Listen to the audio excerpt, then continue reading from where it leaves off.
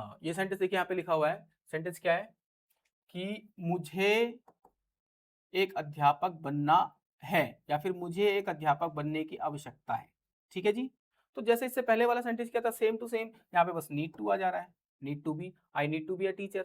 ठीक है, I need to be a teacher, मुझे बनना है या होना है या फिर आवश्यकता है बनने की। तो यहाँ पे देखिए एक जो है ये आ टीचर आ रहा है लिखा हुआ, एडजेक्टिव और नाउन दोनों एक साथ यूज हो रहा है। और अभी आपको मैंने समझाया था, यही चीज़ समझा रहा था मैं आपको। जैसे कि आप ही अगर सेंटेंस को खत्म कर दोगे, यानी कि I need to be a लिख दोगे सिर्फ, तो सेंटेंस गलत हो जाएगा। आई नीड टू बी के बाद आई नीड टू बी, जैसे कि यहाँ पे सेंटेंस लिखा हुआ है कि मुझे एक अध्यापक बनना है, मैं इस अध्यापक की जगह पर अगर ये लिख दूं कि मुझे तो स्मार्ट बनना है, मुझे स्मार्ट बनना है, तो I need to be a be, I need to be a छोड़ दो, इसके बाद हो जाएगा smart. I need to be smart, मुझे स्मार्ट बनना है। I need to be smart, मुझे सुंदर बनना है। I need to be beautiful, I need to be handsome. ठीक है जी, इस तरीके से हो जाएगा। और उसके आगे कुछ और लगा दूं, जैसे कि I need to be beautiful क्या girl, I need to be a handsome boy, कुछ भी लगा सकते हो। ये इस तरीके से होगा। अच्छा, यहाँ पे आ जाते हैं, यहाँ पे लिखा हुआ need to have. Need to have का मतलब होता है के पास होना। ठीक है, और के पास आना था या मिलना था। ठीक है, या आवश्यकता थी मिलने की। जैसे लिखा I need to have money, यानी कि मुझे पैसों की आवश्यकता है।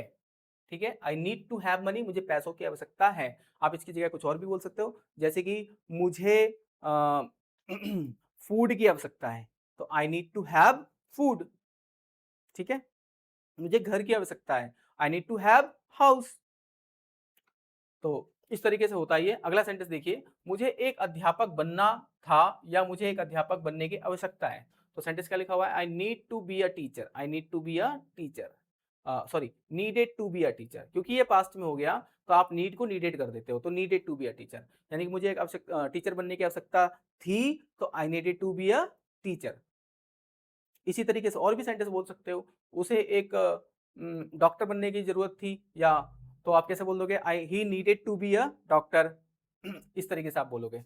अच्छा, इसको जब हम इधर कर देते हैं, हैव के साथ यूज करते हैं, तो कैसे हो जाएगा, I needed to have money, मुझे पैसों की आवश्यकता थी, I needed to have money. या फिर इस मनी की जगह पे कुछ और यूज करके देखते हैं, जैसे कि मुझे एक कार की आवश्यकता थी, I needed to have a car. आप इस तरीके से बोलोगे। अगला सेंटेंस बताता हूं, मैं अध्यापक बनने वाला हूं, I am suppose to be a teacher.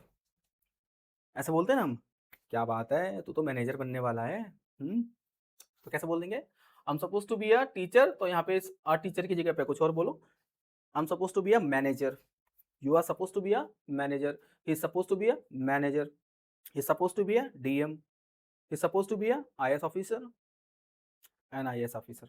ठीक है, you are suppose to be a boss, तुम एक बॉस बनने वाले हो, कुछ भी, कोई भी लगा सकते हो आप। ठीक है, अच्छा यहाँ पर अब देखिए मैंने जैसे लिखा है एक जॉब, अ जॉब, मुझे एक नौकरी मिलने वाली है, I am suppose to have a job, इसकी जगह पे कुछ भी बोलो, मुझे एक दर्जन केले मिलने वाले हैं। ठीक है, I am suppose to have a dozen of bananas, ऐसे बोल सकते हो। अच्छा, मुझे कुछ पैसा मिलने वाला है, I am suppose to have some money. ठीक है, उसे गालियां मिलने वाली है, ऐसे भी बोल देते हैं, ही सपोज टू हैव,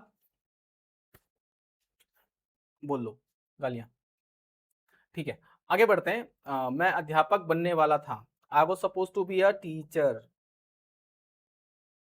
मैं एक अध्यापक बनने वाला था, तो I was suppose to be a teacher, I was suppose to be a teacher. अच्छा, थोड़ी देर रुक जाता ना तो मेरा दोस्त बन जाता, यानी कि मेरा दोस्त बनने वाला था, he was suppose to be my friend. ठीक है, तू रुका नहीं। क्या बात है, तू तो कह रहा था कि तू बॉस बनने वाला है, तुझे तो प्रमोशन मिल रही है, you were suppose to be the boss, क्या हुआ, you are suppose to be manager, क्या हुआ, नहीं बना। ठीक है जी, ये मतलब है, इस तरीके से बोलते हैं। अच्छा, अगला, आगे आते हैं, मुझे एक नौकरी मिलने वाली है, I was suppose to have a job. ठीक है, मुझे एक कार मिलने वाली है, आई वॉज सपोज टू, मिलने वाली थी, सॉरी, मुझे एक कार मिलने वाली थी, I was suppose to have a car, मुझे एक जॉब मिलने वाली थी, I was suppose to have a job. ठीक है, हाँ, मुझे एक ऑफर मिलने वाला था, I was suppose to have a offer, मुझे एक अपॉर्चुनिटी मिलने वाली थी, I was suppose to have an opportunity, ठीक है। तो इस तरीके से हम ये इसका यूज करते हैं, इसको कहते हैं मोडाल्स एक्सटेंशन। तो ये बहुत बड़ी चीज़ नहीं है, सिंपल सी चीज़ है। आपको देखो अगर ये मोडाल्स सारे अगर आपको याद हैं, shall will would can could may might has to have to need to is am I suppose to was suppose to, ये सारे के सारे अगर आपको याद हैं, ठीक है, तो सिंपल सी चीज़ है, इन सबके साथ आपको बी लगाना है और इन सबके साथ आपको हैव लगाना है। जैसे कि आप शैल या विल बोल रहे हो तो शैल बी हो जाता है, विल बी हो जाता है। शैल और विल बोल रहे हो तो शैल हैव हो जाता है, विल हैव हो जाता है। सिंपल। इन्हीं के साथ, इन्हीं के आगे तो लग रहा है ना, कोई अलग से थोड़ी लग रहा है। ठीक है जी। तो इसको बोला जाता है मोडाल्स एक्सटेंशन और ये इस तरीके से यूज होता है। तो हम जितने भी सेंटेंसेस बोलते हैं ना, वो लगभग सारे सेंटेंसेस मैंने आपको यहाँ पर बताए हैं जो हम एक्टिवली बोलते हैं, यानी कि एक्टिव वॉइस सेंटेंसेस में जिसका हम यूज करते हैं। ठीक है। तो मैं आपसे यही चाहूंगा कि आप इन सभी सेंटेंसेस की प्रैक्टिस कीजिए अपनी तरफ से।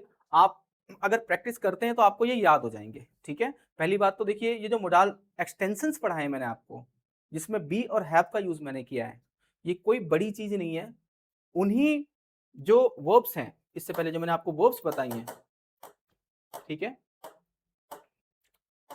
कहाँ गए वो वर्ब्स, मैंने आपको, हाँ ये रही, जो मैंने आपको वर्ब्स बताई, ये जो वर्ब्स बताई है मैंने, ठीक है, इनके साथ ही तो मैंने बी और हैव का यूज किया है। बी और हैव को इसके साथ मैंने ऐड कर दिया, बस हो गया। ठीक है। तो अगर आपको ये आता है, आपने इसको सीख लिया है, इसकी प्रैक्टिस कर ली है, इसको याद कर लिया है, तो बी और हैव लगाइए और आगे के सेंटेंसेस बन जाएंगे। क्या दिक्कत है? देखिए, जो इंग्लिश है ना, वो एक चेन की तरह है। चेन समझते हो आप? एक कड़ी दूसरे से जुड़ी होती है। चेन होता है ना, ऐसे, फिर ऐसे, फिर ऐसे, फिर ऐसे, फिर ऐसे, एक कड़ी दूसरे से जुड़ी होती है। ठीक है। एक को खोलो, बाकी जुड़ी रहेगी, दूसरी खोलो, बाकी जुड़ी रहेगी, एक को जोड़ो, दूसरी जुड़ेगी, फिर एक तरह से चैन बन जाएगी। ठीक है। तो इंग्लिश भी ऐसा ही है। इंग्लिश में क्या होता है कि अगर आप एक चीज को बहुत बेहतरीन तरीके से, बहुत अच्छे तरीके से सीखते हो, तो उसको सीखने के बाद वही चैप्टर आगे आगे आपकी अगले चैप्टर में हेल्प करता है, अगले चैप्टर को सीखने में हेल्प करता है। फॉर एग्जाम्पल, मैंने आपको बताया था कि आपको टेंसेस बहुत अच्छे से सीखना चाहिए। देखिए टेंसेस है ना, है ना। अब देखिए, ये जो इज एम आर है, ये जो वॉज वर है, क्या आपका यहाँ पर हेल्प नहीं कर रहा है? देखिए, नहीं यूज हो रहा है ना। तो यही बात तो मैं आपसे कह रहा हूँ। देखिए, आपने ये हैज, हैड सीखा, क्या यहाँ पे देखिए हैज का यूज नहीं हो रहा है, हैव का यूज नहीं हो रहा है? देखिए, है आगे के, इससे आगे जो और बताया था वहां पे भी हैज हैव का यूज हो रहा था। तो कहीं ना कहीं देखा जाए तो इंग्लिश में क्या होता है, सारी चीजें इंटरकनेक्टेड होती हैं, एक दूसरे से जुड़ी होती हैं। अगर आप एक चीज सीखते हो ना, तो उसके बाद वो वही चीज आपकी उससे अगली चीज को सीखने में जो है हेल्प करती है। ठीक है। तो बस आपको प्रैक्टिस करने की जरूरत है। इंग्लिश वैसे भी प्रैक्टिस करने से आती है। जितनी ज्यादा आप प्रैक्टिस कर सकते हो करो, प्रैक्टिस करोगे तभी आएगा। बाकी ये जो मैंने चीजें आपको पढ़ाई है, इसको मैं पीडीएफ में करके डाल दूंगा नीचे कैप्शन में। ठीक है। आपको वहां से मिल जाएगी, आप उससे थोड़ा सा रिवाइज कर सकते हो। ठीक है। और बाकी आप प्रैक्टिस कीजिए,